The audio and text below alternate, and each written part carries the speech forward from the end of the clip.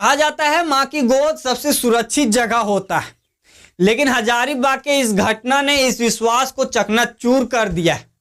आज सवाल है, क्या सच में हर माँ ममता की मूर्ति होती है, या कभी कभी अंधविश्वास, डर और लालच इंसानियत को भी निगल जाता है।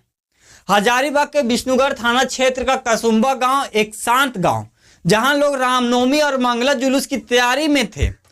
डीजे बज रहा था, बच्चे नाच रहे थे, हंस रहे थे और लोग जुलूस में शामिल थे। लेकिन उसी रात उसी गांव के एक कोने में मानवता का गला घोटा जा रहा था। और सबसे दर्दनाक बात है, इस अपराध में शामिल थे वे लोग जिन पर भरोसा किया जाता है। सवाल सीधा है, क्या अंधविश्वास इतना बड़ा हो सकता है कि एक माँ अपने ही बेटी को मौत के हवाले कर दे? क्या तंत्र मंत्र के नाम पर इंसानियत खत्म हो सकती है? और क्या समाज ऐसे लोगों को अभी भी भगत और तांत्रिक कहकर मान्यता देता रहेगा? पुलिस की जांच में जो खुलासा हुआ है वो किसी भी रूह को कपाने के लिए काफी है। बताया गया है कि एक तांत्रिक महिला, जिसे गांव में भक्तिनी कहा जाता था, उसने दावा किया कि बेटे की बीमारी दूर करने के लिए कुंवारी लड़की की बलि देनी होगी। और इस झूठे, खतरनाक और अमानवीय दावे को एक मां ने सच मान लिया और उसने अपने ही बेटी को अपने हाथों मौत की ओर धकेल दिया। मंगला जुलूस की रात गांव में उत्साह था, लेकिन उसी रात मां अपनी 12 साल की बच्ची को लेकर तांत्रिक के घर पहुंची। बच्ची को बैठाया गया, माथे पर सिंदूर लगाया गया और उसे प्रसाद दिया गया और उसे कहा गया देवता आएंगे। लेकिन सच ये था, देवता नहीं बल्कि मौत उसका इंतजार कर रही थी। फिर बच्ची को बसवाड़ी ले जाया गया, जमीन पर बोरा बिछाया गया और उससे सुलाया भी गया। फिर एक आदमी उसका गला दबाया। बच्ची छटपटाई, वो सांस के लिए लड़ती रही, लेकिन उस वक्त उसकी माँ उसके पैर को पकड़े रही।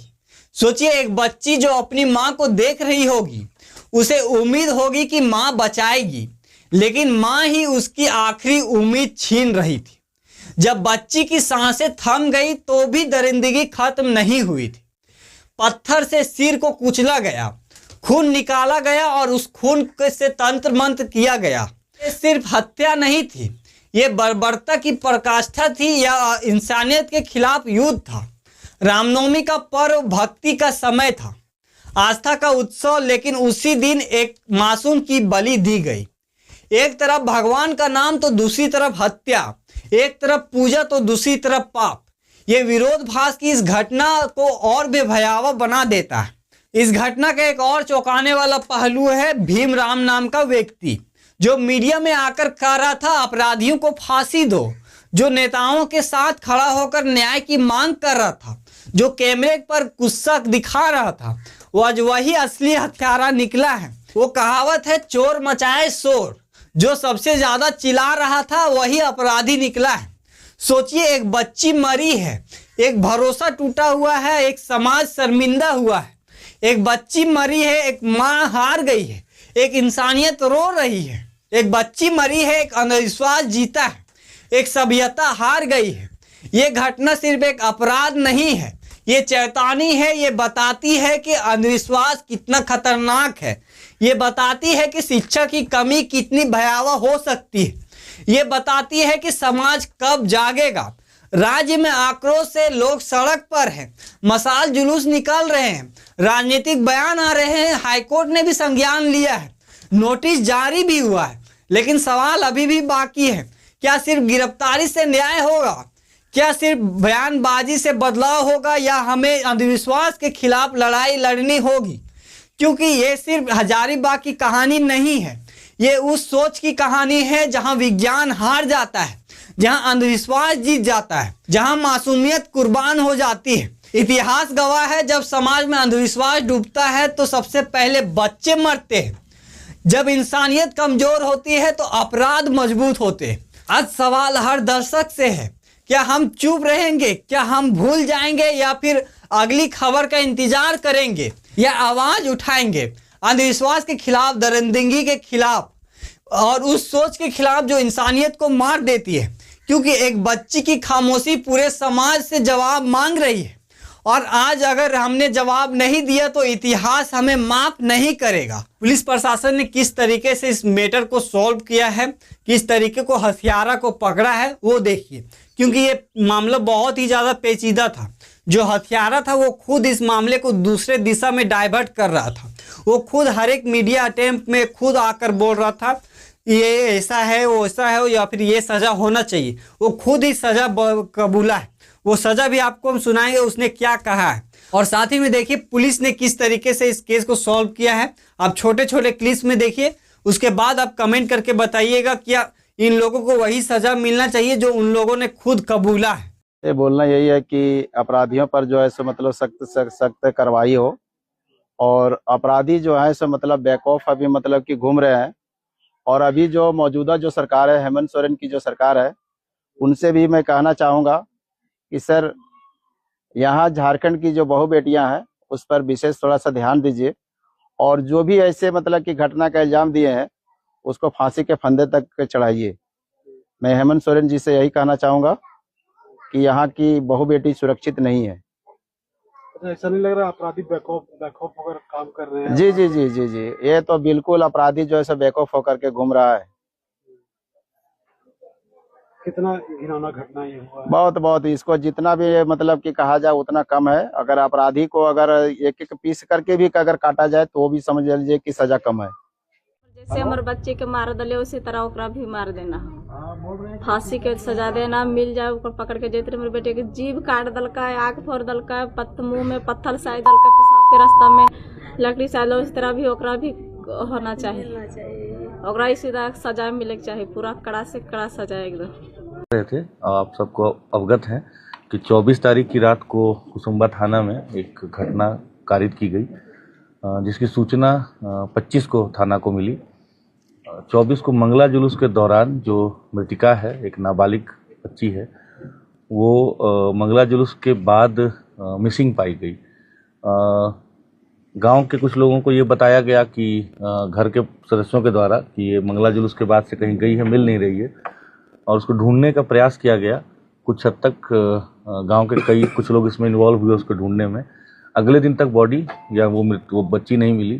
तो फिर जब अगले दिन उसका मृत शरीर के बारे में जानकारी प्राप्त हुई, हम लोगों ने FIR किया। इसमें मुख्य रूप से 3 मेन अक्यूज्ड अभी तक सामने आए हैं। इसमें एक खुद उसकी माँ है रेशमी देवी, दूसरा भीम राम है, और तीसरी एक जो तंत्र मंत्र करती हैं, ओझा गुनी जिसको भी कहते हैं, एक महिला है शांति देवी। जो मृतिका की माँ है और भीमराम के बीच करीब 10 वर्षों से अनैतिक संबंध की बात सामने आई है, और उनके जो पति हैं वो महाराष्ट्र में कुछ रोजगार करते हैं और कम ही घर आना जाना होता है। मृतिका के जो बाकी भाई बहन हैं वो भी उनको अपने पिता के नज़र से ही देखते हैं, और एक तरह से उस परिवार के ऊपर भीमराम का कंप्लीट होल्ड जैसा है। तो इनके जो पुत्र हैं, मतलब मृतिका का जो भाई हुआ, उसके विषय में उनकी माँ काफ़ी चिंतित रहती थी, क्योंकि वो मानसिक और शारीरिक रूप से उनको कमज़ोर लगता था। साथ में उनका इकलौता बेटा था, तो उनको हमेशा इस बात की चिंता रहती थी कि कैसे इसका भविष्य उज्जवल हो जाए, ठीक हो जाए, स्वास्थ्य भी इसका अच्छा हो जाए।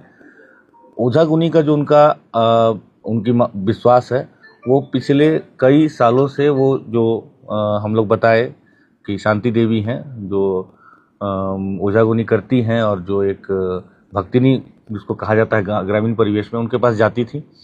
ज़्यादातर समय अपने पुत्र के शारीरिक स्वास्थ्य को लेकर या कभी कभी नौकरी के लिए जाती थी, कभी कभी घर में तंत्र मंत्र से अपने घर को बंधवाने के लिए जाती थी, जो सब पूर्व में किया भी गया इसी भक्तिनी के द्वारा।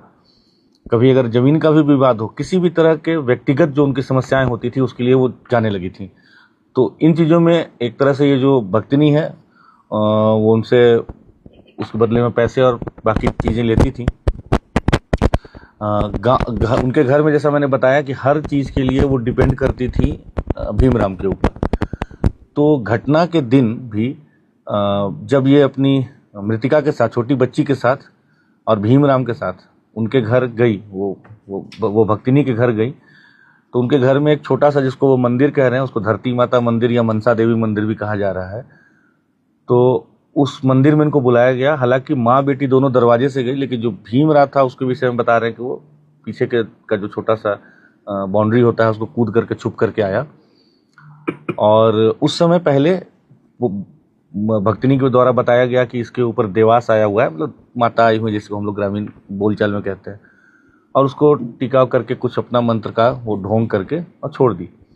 बच्ची वापस से आकर के और जो मंगला जुलूस था उसमें पार्टिसिपेट करने लगी, और भक्तिनी के द्वारा बताया गया कि आप दोबारा से आइए, इसको लेके अच्छे मुहूर्त वगैरह के बारे में बताते हुए कि 9:30 बजे के 9 बजे के आसपास के बाद आना है। जब दोबारा से गए तो, और साथ में ये भी बताया गया कि जो हम आज करेंगे इसका इलाज करेंगे, जो बलि हम देंगे उसमें हमको एक मेल पुरुष का जरूरत पड़ेगा। तो मृतिका की माँ इस काम के लिए भीमराव को दोबारा अपने साथ लेके गई और मृतिका को भी लेके गई। उसको, बच्ची को पहले बताया गया कि उसको वहाँ बिठा करके वो मंदिर में, जो छोटा सा है उसको मंदिर तो कहा जा रहा है जो भी, तो वहाँ पे बिठा करके उसको पूजा वूजा किया गया, टीका उका कुछ किया गया। उसको मुकुंदाना और इलायची वगैरह का प्रसाद खिलाया गया और बोला गया कि तुम्हारे ऊपर कुछ दोष है, आज हम लोग जो उपचार कर रहे हैं इससे तुम दोष मुक्त हो जाओगी।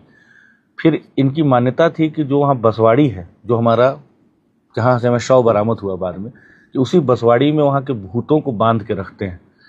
ये कह करके इसको वहाँ ले गए और फिर वहाँ इसको लेटने के लिए कहा गया, और उसके बाद उसका भीमराव के द्वारा इसका गला दबा करके इसकी हत्या की गई। साथ ही उसको कॉलिंग स्टिक कहते हैं उसकी मदद से, आप सब जानते हैं कि इंसर्शन किया गया ब्रूटली, और उसका सर फोड़ करके उसका खून लिया गया।